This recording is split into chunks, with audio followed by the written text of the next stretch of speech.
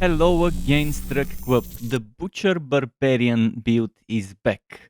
Better, evolved, and ready to get some fresh meat. The Butcher 2.0 Barbarian build is now ready for launch, and this time it includes everything I can think of: skill trees, the unique item, the legendary aspects, the sockets and gems, suggested gear rows, as well as the Paragon Boards. Um, it's it's a very interesting build. It's focusing on cooldown reduction for Rupture because me playing Rupture in the beta, I figured a few things out, and the biggest problem with that skill was the cooldown. So it's all about how do we get the cooldown of Rupture better? How do we get Rupture stronger? There are a couple of obvious unique items that are Barbarian specific items, and I've also included one suggested unique item that you can alternatively use when farming Helltides for material drop chance. But overall, I think it's a very fun setup. I will be making another bleeding based build that will be centered around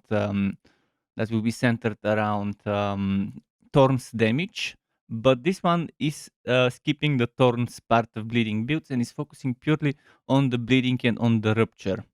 So buckle up. I hope you enjoyed, and let's go. As usual, starting with the skill trees, this is kind of what they look like in the build calculator. But in order to be able to show you both modifiers for a single skill, when I'm talking about them, I will be using my spreadsheet, because over here I can show you next to each other both choices, and you can see the obvious reason why I'm selecting certain things. Like, for example, Winging Strike, Rent are skills that we are using. We are also using Ground Stomp. As you can see, we're using Leap and Rupture, obviously. And I decided to go Wrath of the Berserker. I think it goes well. Last time I was using, I think, Iron Maelstrom, maybe. No, actually, I was using Call of the Ancients with the previous Butcher. And Gushing Wounds had some massive changes. I'll talk about that in a moment. Let's go from the top. Lunging Strike, just a single point is more than enough. I love that this gives you a little bit of mobility and it still can't cause bleeding. I decided to give it the bleeding stuff. The obvious choice would be Flay. Flay is what I was using before. So if you look at Flay, it's the obvious choice for a butcher build, for a bleeding build. It does much more bleeding than the lunging strike. This is 20% over 5 seconds. This is 36% over 5 seconds. And this makes them take increased multiplicative bleeding damage. It also has chance to make the enemy vulnerable and double this chance when using two-handed weapon. So most people would prefer to use Flay, but I like the healing from Lunging Strike. It's up to you. If you like Flay more, use Flay. And if you use Flay, use Battle Flay. So 1 point to 1 point, 1 point. But I personally prefer Lunging Strike, and that's why I'm going for that version, for Lunging Strike Enhanced and Battle Lunging Strike with the bleeding. It feels nice. It gives you a little bit of extra mobility around the battlefield, and it also heals you, which is nice. Then Rent, the obvious maxed out core skill. Enhanced Rent again. See, we don't need Flay if we can make enemies vulnerable with Rent and with other places, and then Rent can extend it. We're taking Furious Rent over Violent. Although it doesn't really matter. If you like Violent more, it's not a bad thing. I think having more Fury means spamming more Rent, means stacking more bleeding before we use Rupture. And it means a bigger, better, stronger Rupture overall. Next, in the defensive skills, Ground Stomp, a single point is all we need here. Ground Stomp to generate more Fury is perfect. It If this was non-ultimate skill cooldown regeneration reduction, I would have picked this. But this one is for the ultimate, and we have plenty of reasons to want the ultimate, but we also have plenty of reasons to want the Fury. I personally prefer the Fury. If Fury is not a problem, obviously strategic ground stomp. It's a matter of just a single point being moved, so not a problem to switch things up. 1 point in imposing presence just so we can get 3 points into martial vigor to get that damage reduction, which is a chunky 12% multiplicative. Leap, again, another skill that's great for a single pointer. Enhance it, and then again more fury with power leap. And again, if fury is not a problem, you can go mighty leap, although I would still prefer power leap, so I can spam some more. And moving on to weapon mastery, rupture obviously maxed out, enhanced rupture, and fighter's rupture. Fighter's rupture is nice. I love fighter's rupture. I think it would be more useful for us than warrior's rupture, especially during boss fights. During boss fights, this should definitely keep you healed a lot. Then Pit Fighter 2 points. We don't have enough to put the 3 points there, so 2 points is all we can spare for this skill. But we're maxing out No Mercy, we're maxing out Slaying Strike, and we're maxing out Expose Vulnerability. Then Thick Skin, max points here for some 45. We want 45 so we can do some overpower stuff. And we won't counter-offensive maxed out. And a single point in Hamstring just so we can max out Cut to the Bone. Wrath of the Berserker, obviously 1 point in all the upgrades as well. Pretty nice. And yeah, the more fury we spend, the more fury we generate, the faster we can spend more to max out Prime Wrath of the Berserker. That's why I was getting so many fury bonuses. No points in Woe Up, but 3 points into Heavy Handed, which again unlocks Brute Force, 3 points Brute Force. And then Gushing Wounds, it used to be explosions. When you hit a bleeding enemy, it used to do some explosions, something like that. I can quickly double check what used to be in the old Butcher build before the changes. Before the changes, it was that way. Gushing Wounds used to be killing a bleeding enemy creates an explosion that inflicts X bleeding damage over time. Well, now it's different. When causing an enemy to bleed, you have chance equal to your critical strike chance to increase the bleed amount by 100% of your critical strike damage. So crit strike chance and crit strike damage even more important for this build than ever. And overpowering a bleeding enemy creates an explosion that inflicts bleeding damage over X seconds. So it still has the explosion, but it also has that extra goodness attached to the skill. And I think it's a lovely passive to consider. The unique item I've selected is the obvious Rupture Synergy, Fields of Crimson. But I have included 2 additional unique items you can use if you're not getting lucky with the Fields of Crimson, but you somehow got lucky with them. So there will be options. I will talk about those alternative uniques during the aspects segment because I need to talk how we rearrange the aspects with those. So Fields of Crimson, the two-handed sword goes in one of the two-handed swords, obviously. Crit strike damage while using this weapon, damaging at least one enemy with rupture creates a blood pool that inflicts bleeding damage over 6 seconds, and enemies standing in the pool take increased bleeding damage. Damage with two-handed slashing weapons is increased, damage over time is increased, and there is cooldown reduction for rupture from what this CDR rupture should mean. And then you get 2 to 4 ranks of rupture, which again, it is not clear whether 2 to 4 ranks depends just on randomness, or whether it depends on the item being basic, sacred, or ancestral. I think it might be 2 ranks for basic, 3 for sacred, and 4 for ancestral, or whatever was the better one out of the 2. Very strong item, very good item. Um, um, what else we do have is Rage of Herogat and Harlequin Crest, and I will talk about those in a moment. So when it comes to legendary aspects, I'll first show you what's in which slot, and then I'll actually show you what each of those things does. Exploiter aspect in the helmet, on the amulet, veteran brawler, on the chest, weapon master, on the pants, iron blood, on the gloves, aspect of anemia.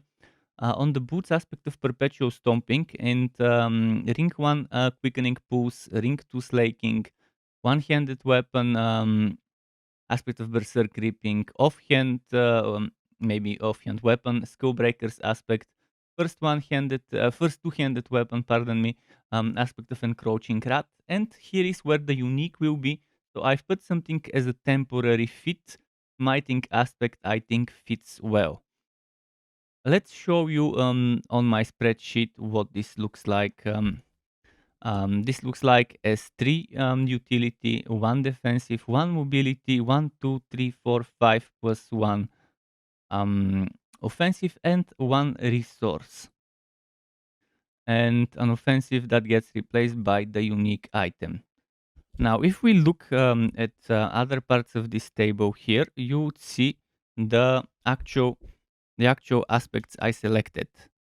So we have, as you can see, a slaking aspect, Wookie hit, you have up to 30 to 50% chance to gain fury when rent deals direct damage to at least one bleeding enemy, which since it's an AoE cleaving skill should not be a problem as long as you have a lot of enemies around you. Then stunning a bleeding enemy deals X% of their total bleeding amount to them as physical damage. When you deal direct damage while berserking, inflict X% of the base damage dealt as additional bleeding damage over 5 seconds. Then Wookie hit up to 40% chance to reduce the cooldown of your non-ultimate skills by X% seconds when you inflict bleeding on elites. This one is crucial. Quickening pulse is such a crucial aspect because again we want the cooldown of rupture to be lower. This definitely would help, not sure by how much. Then this one would help, and then you would see the alternative unique item that also helps in a moment. Each time a core skill deals direct damage to an enemy, your next charge or leap, in our case, leap deals 15 to 20 multiplicative increased damage up to 225 to 400. That means leap would be able to do up to 400 multiplicative increased damage if you get a good roll of this one. Then after spending 100 fury, your next weapon mastery skill, in our case rupture, deals multiplicative increased damage. Um, and then this one is very good. Your weapon mastery skills have an additional charge, meaning 2 charges of rupture. Damaging an enemy with a weapon mastery skill has up to X% chance to stun them. So pretty good. Then you have increased crowd control duration, which mind you, the more crowd control duration you have, the faster you fill up that crowd control bar on the bosses, the unstoppable break bar. And the duration. So this one it's good, but what's even better is you deal 20 to 50% increased damage multiplicative to unstoppable enemies. And again, bosses in the majority of the time would be unstoppable, especially if you're solo, if you're in a team, if you have a lot of crowd control, freezing, slow, stun, etc. It shouldn't be that much, but still, it's very great to have that extra damage. Then Lucky hit direct damage against bleeding enemies has up to X% chance to stun them. So you see, you can stun from here. You can stun from other sources. There's a lot of places from where you can stun. You have ground stomp, which also stuns, damaging an enemy with kick or ground stomp resets sleep's cooldown. And you will be resetting the cooldown with leap. So you can pretty much leap into battle, ground stomp, that resets sleep in case you need to escape, but you can just keep doing your rotation before stepping out. But it will be good for speed running. Like you leap, bish bash bosh, ground stomp, bish bash bosh, a few more hits, and then leap over to the next group of enemies and stuff like that. Um, then damage reduction for each nearby bleeding enemy up to 10-20% maximum. This is not a must-have. You can put any defensive aspect you like more on the pants. And the temporary smiting aspect, you have increased multiplicative crit strike chance against injured enemies. I probably should do that so it stands out against injured enemies, and while you are healthy, you gain multiplicative increased crowd control duration. This will stack nicely with this crowd control duration, and I think it's a good combo. Now, as I mentioned, alternative uniques. Yes, there are two. Harlequin Crest is an item I like suggesting if you want to do Hell Tides, because certain items only drop in Hell Tides, and this is a great fewer item replacement item. It gives you cooldown reduction, so it works well with this build.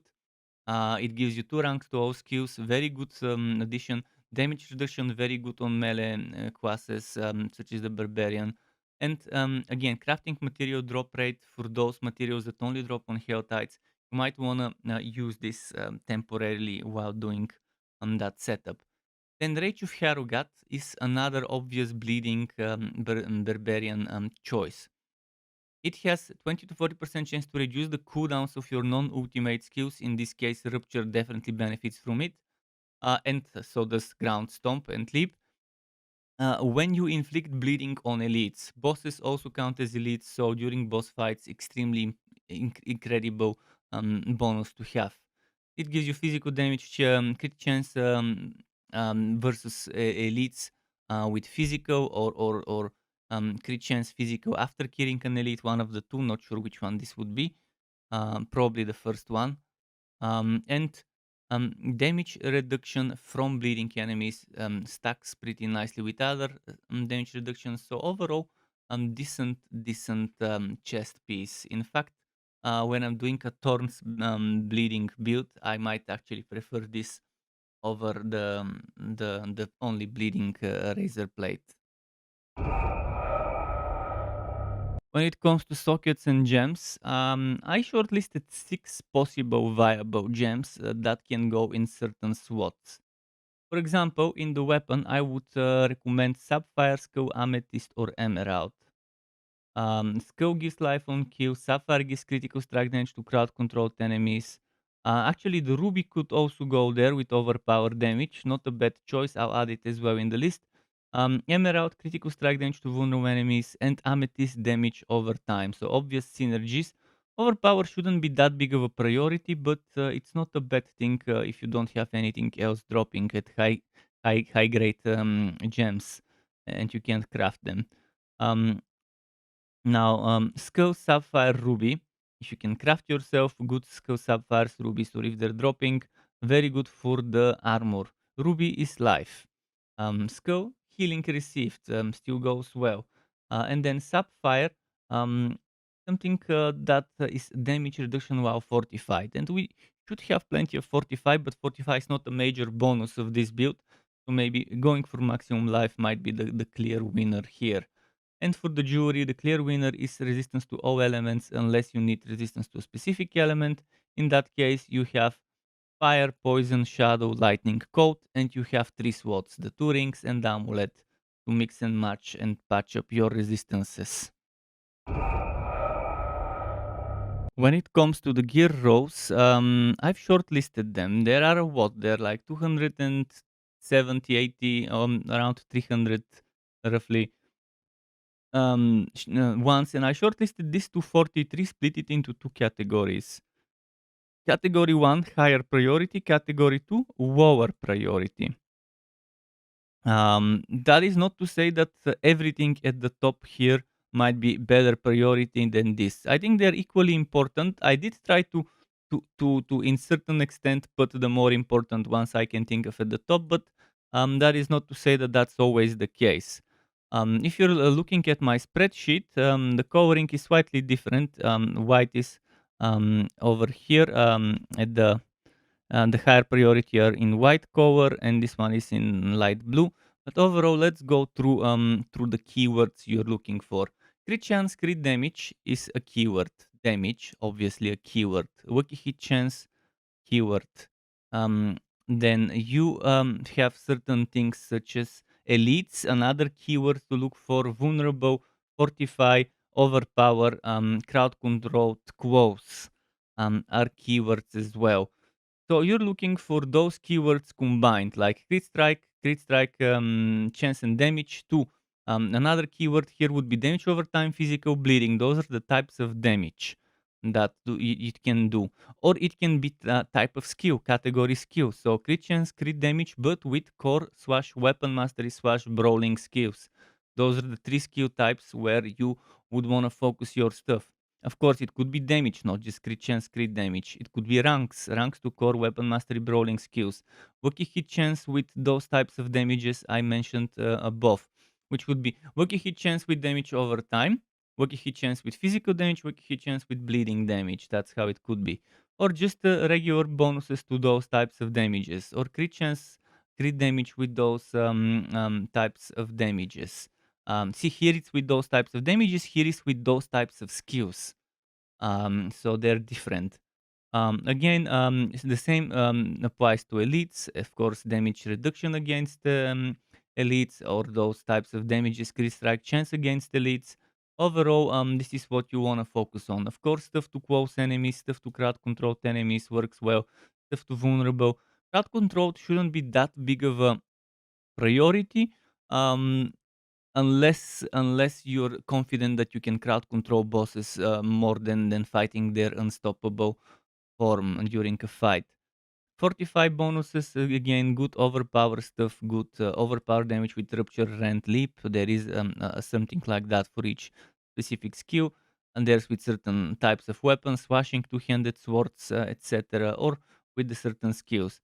And then lower priority could be probably all stats, damage versus injured, damage versus healthy, fury generation, regeneration on kill, movement speed, attack speed, strength, resource cost reduction. Overall, look at the list on my website, or look at the spreadsheet version of the setup if you want that, if you forget some of those things. Moving on to the Paragon boards, you can, as usual, notice that I made two versions.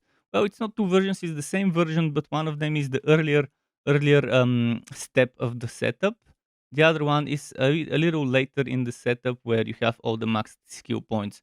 One is at level 93 Barbarian without renown points, or if you have the 20 renown points, that means 5 levels earlier at level 88 you would have this setup. There are links in my spreadsheet and links in my website to both of them. And last night I played around a lot with this to try and squeeze the most out of every board.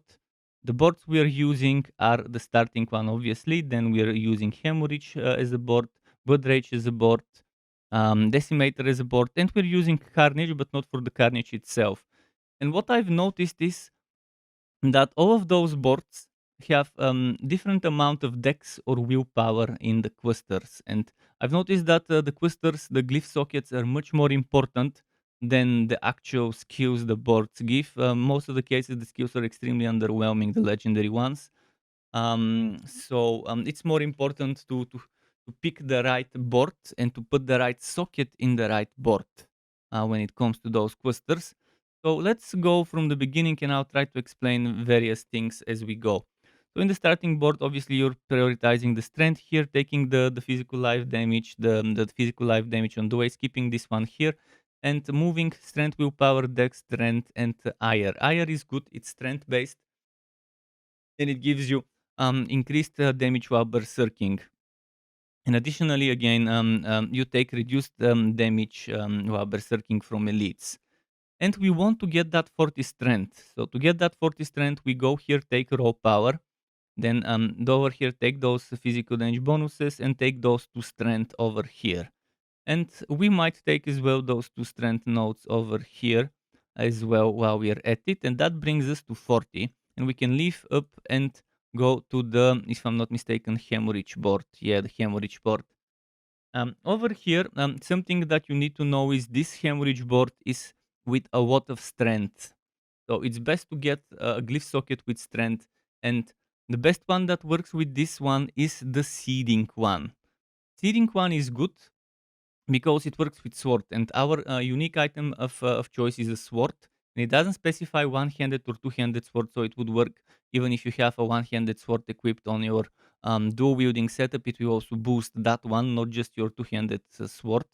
And you get 3 fury when you kill an enemy if you get the 40 strength, and you want to get that 40 strength before you leave the board. To do that, you enter from this side. You take this physical damage over time and this damage over time, physical and strength, and you go over here taking this strength. Then you do this to take that one here for 10 strength, and then you move away on that side, taking those two, and then moving here, here, and there. Um, and this is good, but if you don't have a good two-handed sword, there is an equivalent for seeding, that is the executioner for pole arms, and there is also one which is for axes, which you could use, which is the cleaver. You do prefer, I would prefer the seeding, so seeding is the better choice. But again, you have options, and seeding is not the only choice. All of the other ones are strength based, so they will still give you bonuses based on the strength stuff. And after you leave here, you take this flare and the physical damage over time, and the physical damage to bleeding, the damage to bleeding enemies. And then you take hemorrhage, then you go for lacerator, physical damage over time, physical damage bonuses, and then you leave over that way, prioritizing strength and some willpower on the way. Then you're going for the blood rage, which again I would rather take this approach here. At first, I took this way, but then I realized, okay, later on we would need this willpower node, and it would be cheaper to go from here to there rather than having to take this one and that one. And you would see later why I did that. So instead of taking those 2 points, very important, take those 2 points to enter the board. And then you go through here, taking this willpower, that willpower. Actually, first take those two willpower strength and go for the glyph socket and put dominate. For every 5 willpower purchased within range, you deal a whopping 28.8% increased overpower damage. And after not overpowering for 30 seconds, your next attack will overpower. It is not that important to get the one the additional bonus, but I think it's good to get it before you leave the board. What I would suggest is taking this cluster here, all of it. Alternatively, you can skip those two alternatively and save yourself 2 points, and then you would have 2 more points to put elsewhere earlier. But damage reduction to enemies that are bleeding will definitely help you on bosses, because it's damage over time, it's much easier to apply than stuns and stuff like that. Moving on, again, you're taking this willpower here and this willpower, and then is dex, and damage to bleeding enemies, damage to bleeding enemies, and strength, and damage to bleeding enemies, leaving. And I would take this route. It's better to take that route than this route, because the bonuses on the way are better, and it's the same number of nodes from here to here and from here to here. It's important, take this strength rod and this dex. That's what I would do, unless you really want the dex for something. Taking blood rage and then going this way. And on the way to it, you could make a detour for damage while berserking and berserkuration cluster. Next board, as you can see, is the decimator. And you're going this way. It's the best to do it that way. You're going first this way, then you're taking the glyph socket, disembowel, or another willpower based socket. For every 5 willpower purchased within range, you do increased bleeding damage. And killing a bleeding enemy has 12% chance to reduce the cooldowns of your non-ultimate active cooldowns by 1 second. And this is amazing. You want that. And what you're doing here is you're taking this willpower here, and you don't need this willpower as much right now, right away. This will be more than enough, and you're taking this one before you leave. And I mean, alternatively, you could do it that way, so you can have 2 more willpower. It doesn't matter. That 2 more willpower won't give you a whole 5. And you are going this way now, leaving from here. So you still haven't taken this shit here. You're leaving from here and you're taking Decimator. After you take Decimator, I would recommend doing this. Taking physical damage, physical damage, physical damage, physical damage, life. And then moving over here with Willpower, Strength, Dex, and taking damage to vulnerable enemies, damage with two-handed swashing, and damage to vulnerable enemies as a cluster. And at this point, you should be level 88. Or if you have 0 renown from Paragon, 0 paragons from renown, you should be level 93. And this is where the fun part begins, the feeling. First, we are adding a new final board. So we're going here, Dex, Strength, Strength, Strength, Willpower. And then we are going through here with the Carnage board. Taking willpower, strength, strength, dex, willpower, strength, willpower, dex. And we're taking brush with that willpower on the way. We're skipping this damage reduction to close enemies and that willpower. And what we're putting here is for every 5 dex purchased within range, you deal 12.7 increased damage to close enemies. So dex board, definitely wanting that dex. And when it comes to dex, you're taking this one, that one, that one, that one. You're taking all the dex you can, which is 44. There's 2 dex nodes here, so while you're taking those, you also take the damage while berserking and strength.